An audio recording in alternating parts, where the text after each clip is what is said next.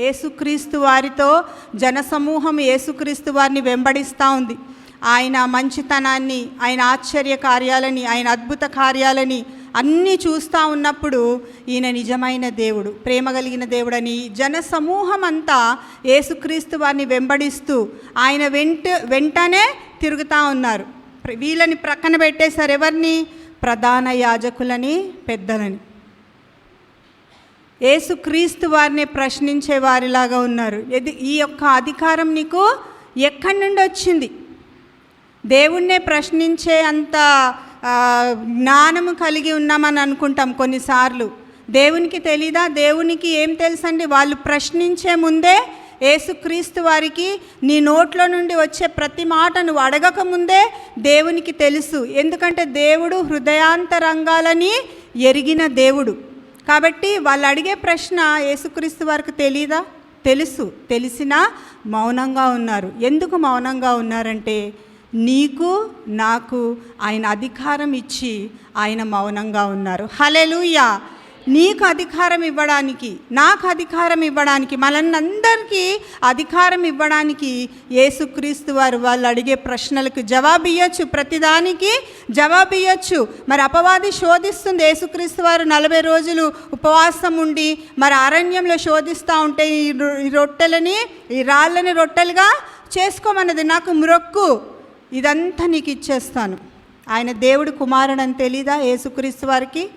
Proof చేసుకోవాల్సిన పని లేదు. దేవుని కుమారునికి మనము కరెక్ట్గా ఉంటే ఒకరికి చెప్పాల్సిన అవసరం లేదు. దేవుని కుమారునికి అపవాది అడుగుతుంటే రాళ్ళని రొట్టెలు చేసుకోగలడు, కానీ తనకి చెప్పాల్సిన అవసరం లేదు దేవుడికి. దేవుడు జ్ఞాని. అలాంటి జ్ఞానినే వీళ్ళు మా అంత జ్ఞానులు లేరు అనేసి అనుకుంటున్నారు. దేవుడు ఏమయ్యా ఉన్నారండి?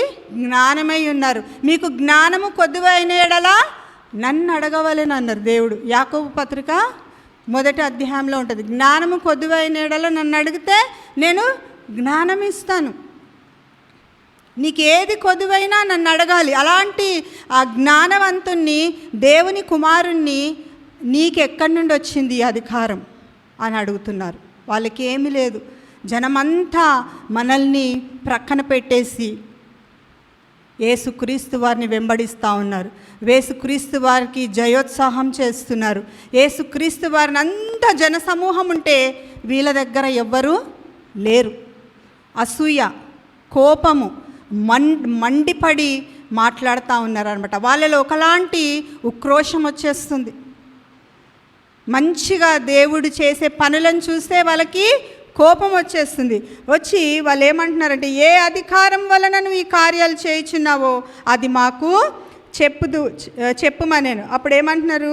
యేసుక్రీస్తు వారు, ఓకే, మీరు నన్ను క్వశ్చన్ అడిగారు, నేను కూడా మిమ్మల్ని ఒక క్వశ్చన్ అడిగితే. ఎప్పుడు దేవుణ్ణి మనము క్వశ్చన్ చెయ్యొద్దు.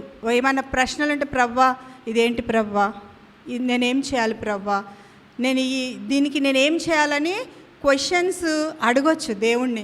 అయ్యో నాకు ఇది తెలియదు కదా దేవా, ఒకవేళ జ్ఞానము కొద్దివైన ఎడలా నన్ను అడగండి అన్నారు. అలాగే క్వశ్చన్స్ ఏమైనా ఉంటే దేవుడి సన్నిధిలో ఒక తండ్రిలాగా మనం ఆయనని అడగొచ్చు. అంతేగాని దేవుణ్ణి క్వశ్చన్ చెయ్యొద్దు. మనం అంత పెద్దవాళ్ళము కాదు.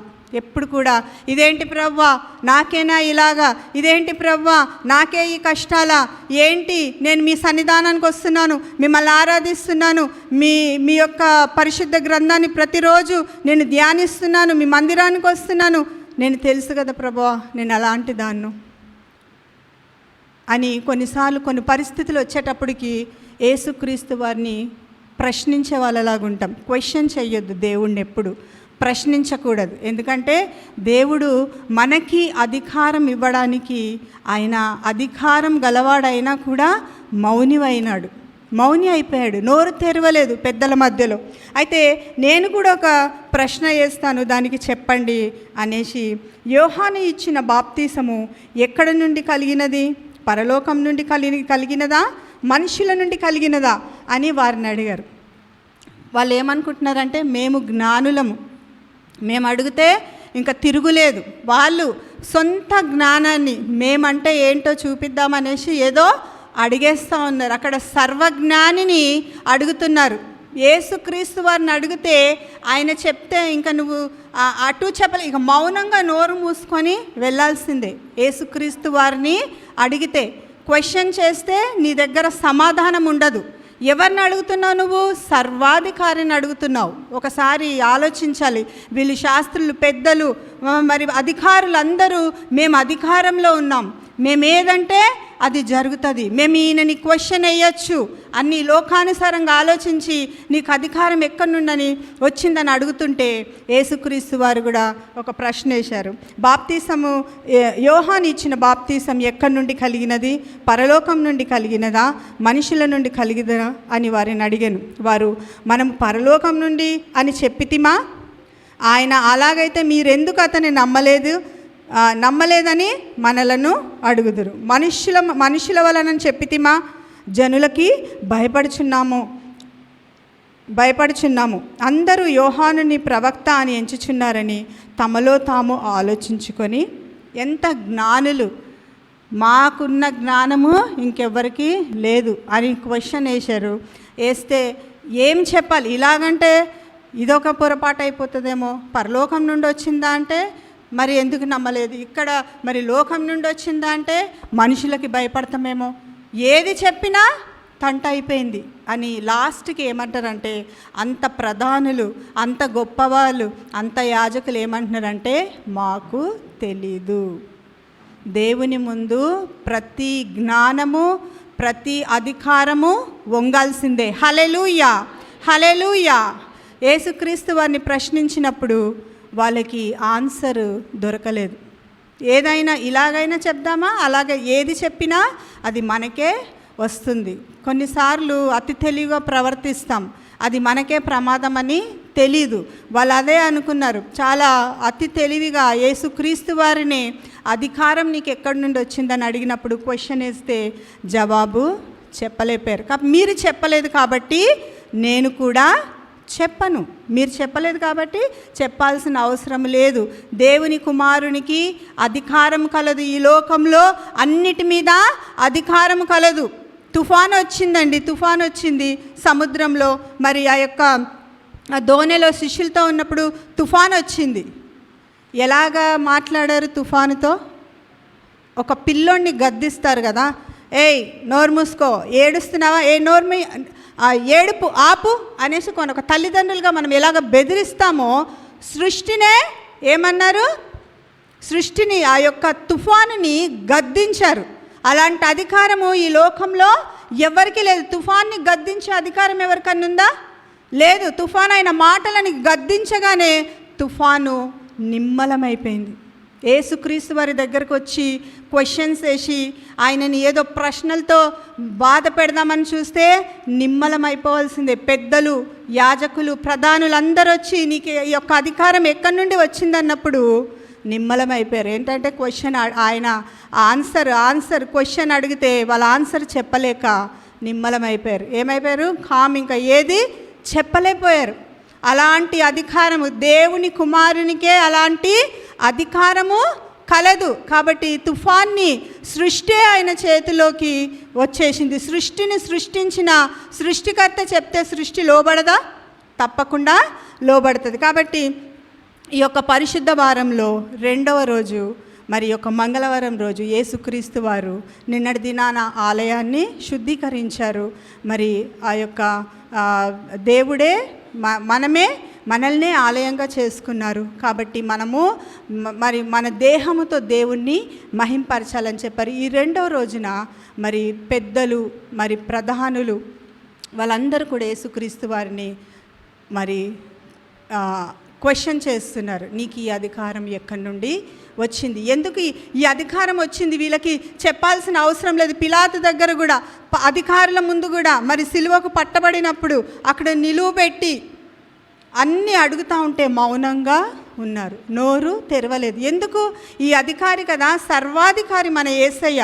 సర్వాధికారి నోరు ఎందుకు తెరవట్లేదంటే నీకు నాకు ఆయన యొక్క అధికారం ఇవ్వడానికే ఈ లోకానికి వచ్చారు. హల్లెలూయా, హల్లెలూయా. ఆయన అధికారాన్ని మనకి ఇవ్వడానికి ఈ లోకానికి యేసుక్రీస్తు వారు వచ్చారు. ఆయన అధికారాన్ని ఇచ్చి అంత అధికారంగా ఉన్నా ఏమీ మాట్లాడకుండా ఒక సామాన్యునిలాగా ఒక మౌనంగా ఆ యొక్క అధికారుల ముందు, పిలాతు ముందు ఆ నైట్ అలాగా యెషయా గ్రంథము 53వ అధ్యాయంలో ఉంటుంది కదా, నోరు తెరవలేదు, బదులు పలకలేదు.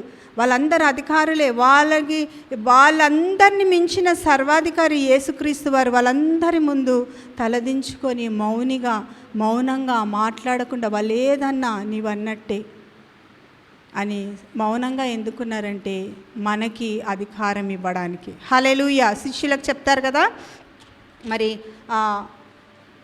లూకాసు వార్త 5వ అధ్యాయము 24వ వచనం, అలాగే మత్తయి సువార్త 9వ అధ్యాయంలో కూడా ఉంటుంది. 5వ అధ్యాయము 24వ వచనము.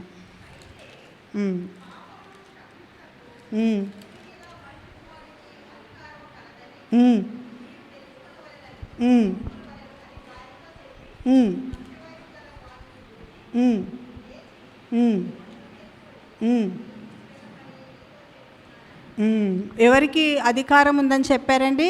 ప్రజలకు చెప్తున్నారు, నాకు అధికారం ఉన్నదని మీకు తెలుసు కదా. 24 అయితే మన పాపములు క్షమించి, ఎన్నో వచనమని 20 చదవండి ఒకసారి.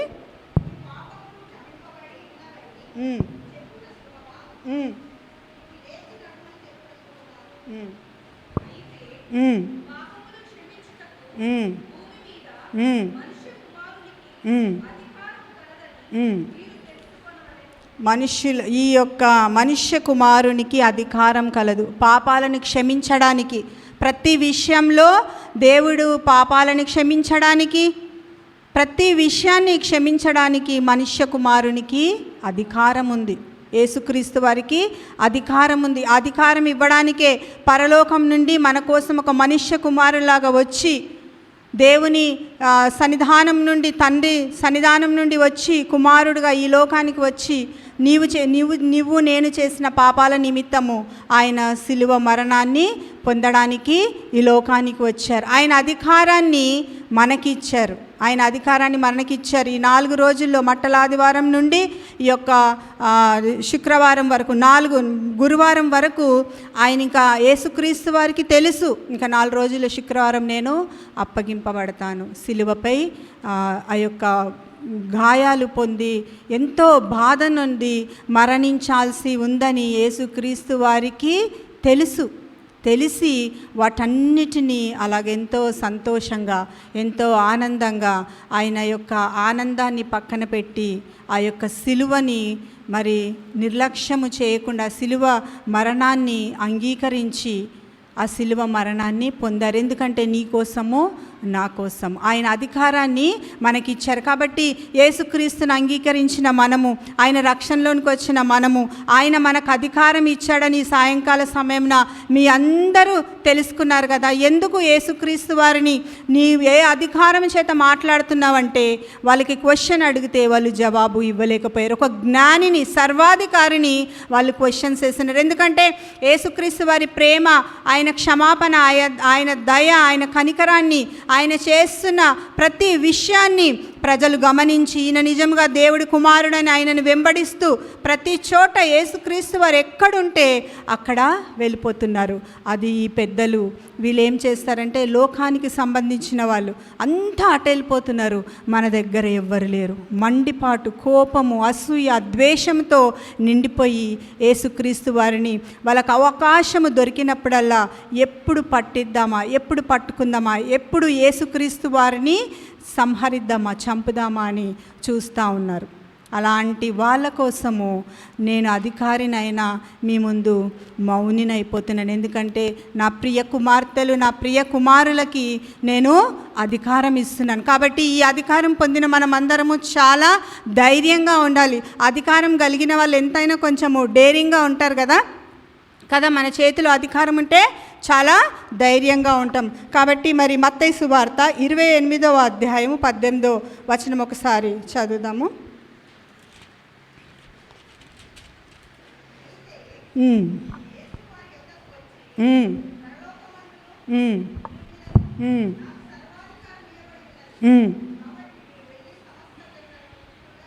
ఉమ్, ఉమ్, ఉమ్.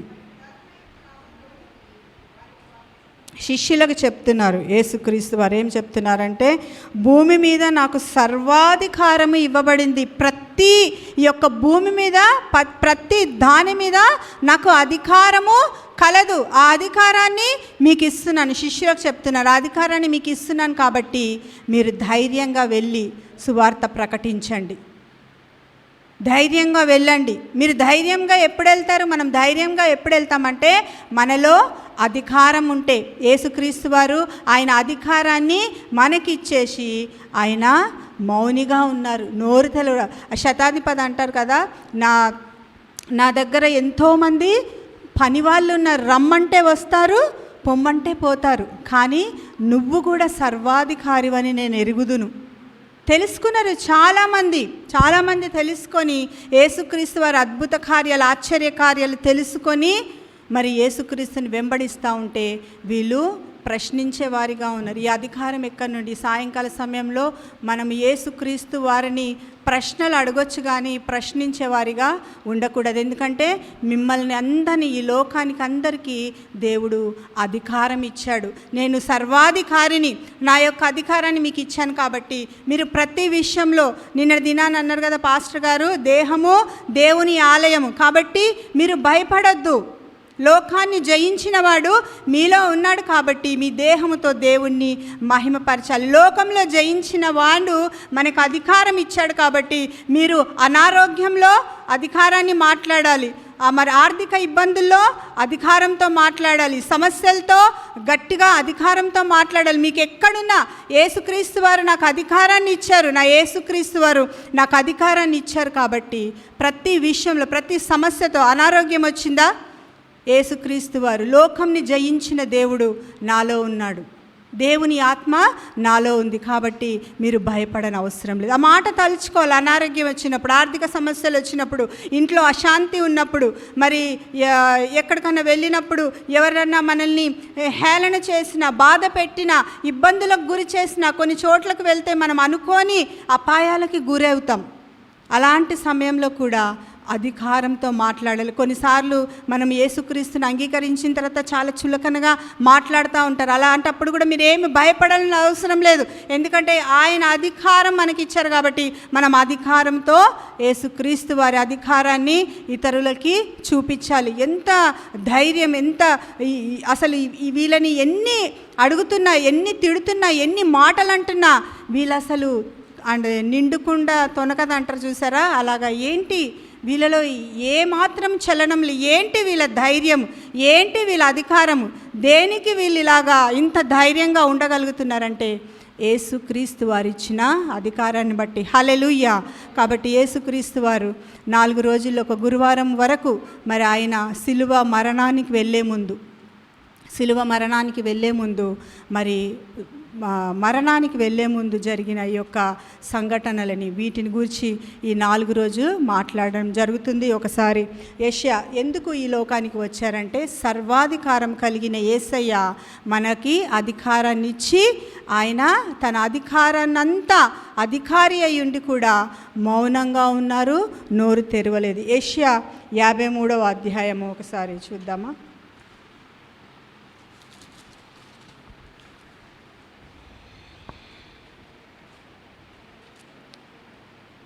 నోరు తెరవలేదు.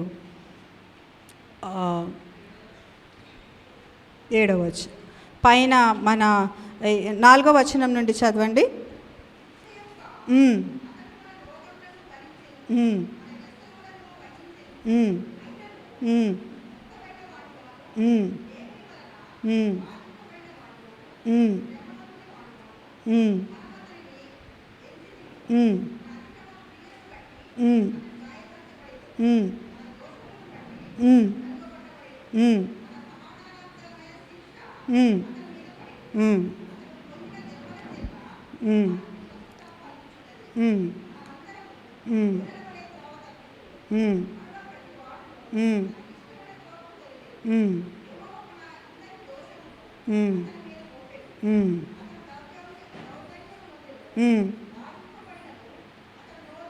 బాధింపబడినను ఆయన నోరు తెరవలేదు, మరి మనము చేసిన మన దోషములను బట్టి ఆయన నలుగగొట్టబడెను, మన సమాధానార్థమైన శిక్ష అతని మీద పడెను, అతడు పొందిన దెబ్బల చేత మనకి స్వస్థత కలుగుచున్నది. యేసుక్రీస్తు వారు ఏది చేసినా అది మన కోసమే.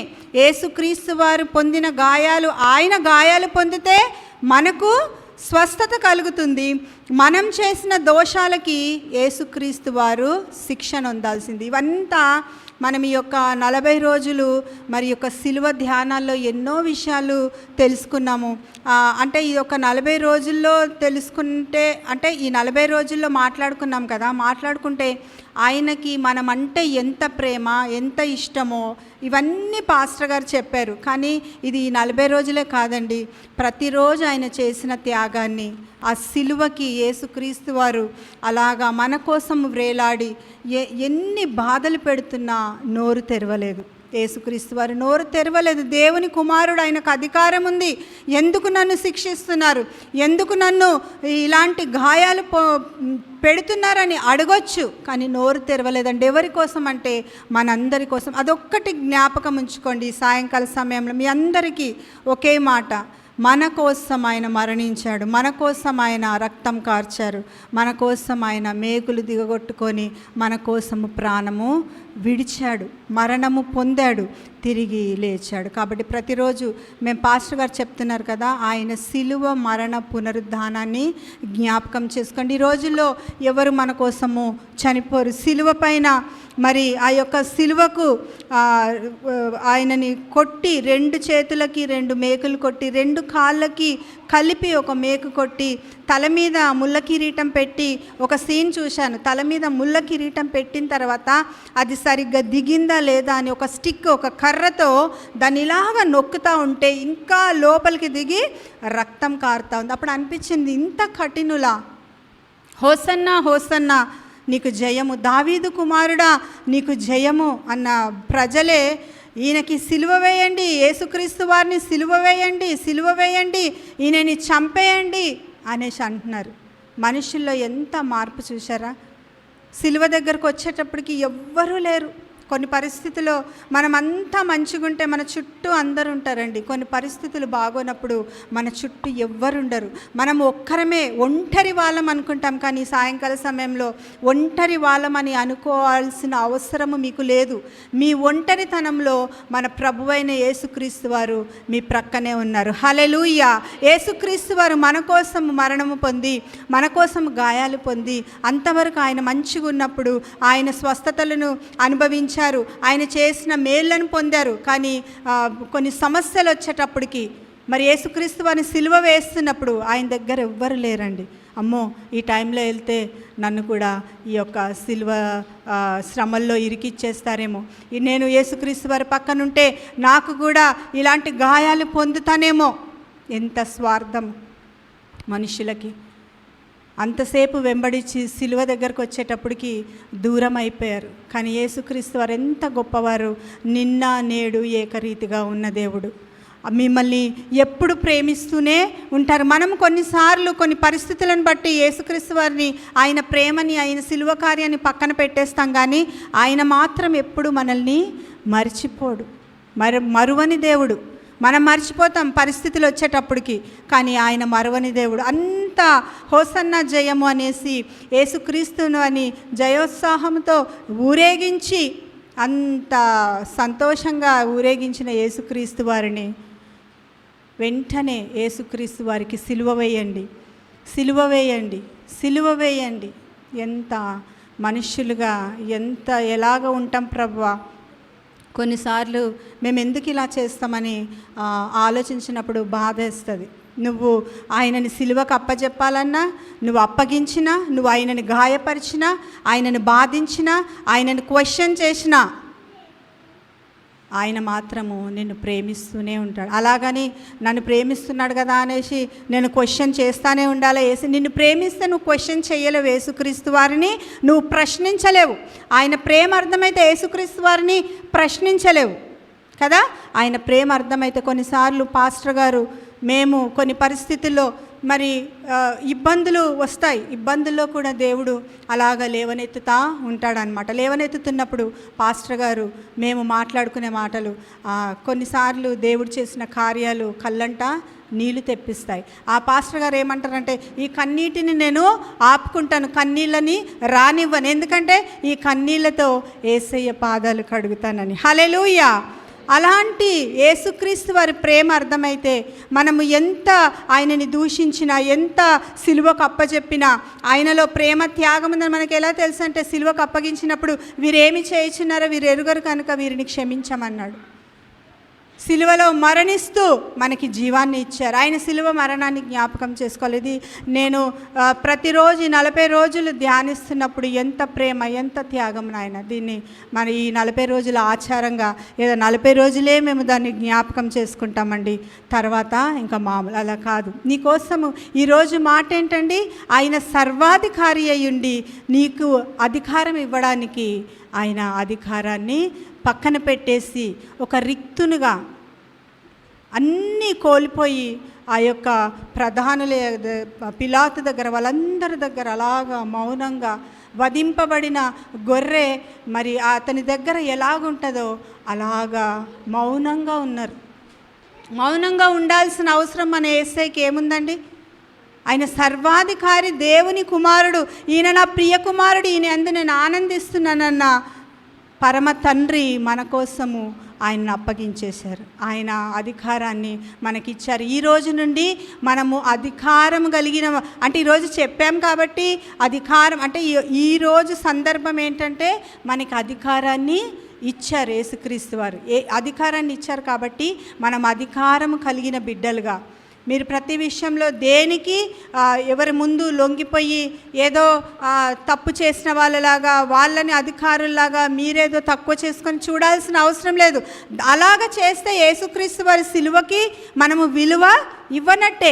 ఆయన అంత సిలువ కార్యాన్ని చేసి ఆయన ఒక అధికారాన్ని మనకి ఇచ్చారంటే మనము చాలా అధికారంగా, ధైర్యంగా ఈ లోకంలో బ్రతకాలి. మనల్ని చూసి ఎదుటి వాళ్ళు, చెప్పాం కదా, మనల్ని చూసి ఎదుటి వాళ్ళు మీ దేవుడు ఎంత గొప్పవాడు, మీరు ఇంత బాగా బ్రతుకుతున్నారంటే మీ దేవుడే కారణమని మేము తెలుసుకున్నాం. కాబట్టి మీ దేవుడే మా దేవుడు అని ఒకరోజు వాళ్ళు కూడా మనల్ని బట్టి ఆ రక్షణలోకి నడిపించబడాలి. కాబట్టి యేసుక్రీస్తు వారు సిలువ యాగానికి ఎల్లక మునుపు ఈరోజు ప్రశ్న ఏమడిగారంటే ప్రధానులు, పెద్దలు, అది నీకెక్కడిది ఈ అధికారం అంటే, ఆయన దేవుని కుమారుడు, దేవుడికి అధికారం ఎంతుందో కుమారుడికి కూడా అంతే ఉంటుంది. కాబట్టి అధికారం కలిగిన యేసుక్రీస్తు వారు ఆయన అధికారాన్ని పక్కన పెట్టి మనకి అధికారాన్ని ఇచ్చి ఆయన సిలువ మరణాన్ని పొందారు. అలాంటి గొప్ప ప్రేమామయుణ్ణి, అలాంటి ఆయనకున్న సర్వాధికారాన్ని పక్కన పెట్టి మనకు అధికారాన్ని ఇచ్చి మరి మౌనంగా నిలబడిన ఆ యేసుక్రీస్తు వారిని మనము ధైర్యంగా నిలబడాలని ఆయన మౌని అయిపోయారు. మనము జీవంతో ఉండాలని ఆయన మరణించారు. మనము బాధలు పొందొద్దు, మనం ఆరోగ్యంతో ఉండాలని ఆయన గాయపరచబడ్డారు. ఆయన గాయముల చేత మనకి స్వస్థత కలిగింది. అలాంటి యేసుక్రీస్తు వారిని, నిజ రక్షకుణ్ణి, ప్రేమామయని కలిగి ఉన్న మనమందరం కూడా చాలా ధన్యులం. కాబట్టి యేసుక్రీస్తు వారు ఈ లోకానికి సిలువ, మరణ, పునరుద్ధానం మన కోసము సిలువ శ్రమలు పొందారు, మరణించారు, తిరిగి లేచారు. హెబ్రీయులకు రాసిన పత్రిక చివరిగా అది చదువుకొని ముగిద్దాం. హెబ్రీయులకు రాసిన పత్రిక 12వ అధ్యాయం 2వ వచనం.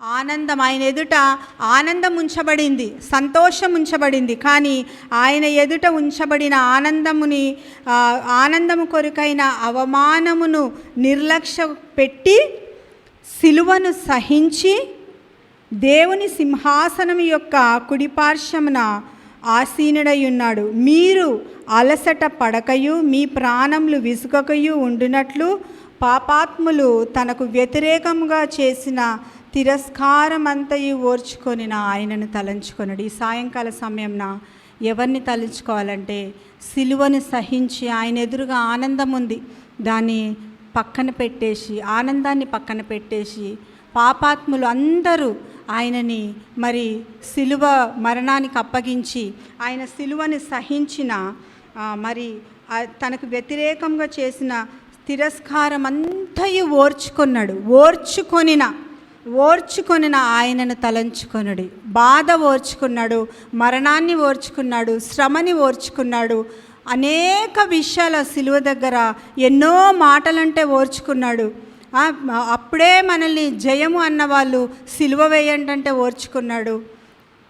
మనల్ని సిలువ వేసే వాళ్ళని క్షమించమన్నాడు. ఎన్నో మాటలు అన్న అలాంటి మాటలన్నీ ఓర్చుకున్న యేసయ్యను ఆయనని తలంచుకొనుడి. హల్లెలూయా, హల్లెలూయా. నువ్వు ఎవరిని ఈ సాయంకాల సమయంన మీరు ఎవరిని తలంచుకున్నా మీకు ఏది జరగదు. నీ కోసము నా కోసము ప్రాణం పెట్టి సిలువను సహించి మరణము పొందిన యేసుక్రీస్తు వారినే మీరు తలంచుకోవాలి. అది మన బాధ్యత అయ్యింది. ఆయనను తలంచుకోకపోతే ఆ సిలువకి విలువ లేదు. మనము ఇంత ఆయన పడిన శ్రమ, ఆయన మన కోసం చేసిన త్యాగం అంతా వృధా అయిపోతుంది.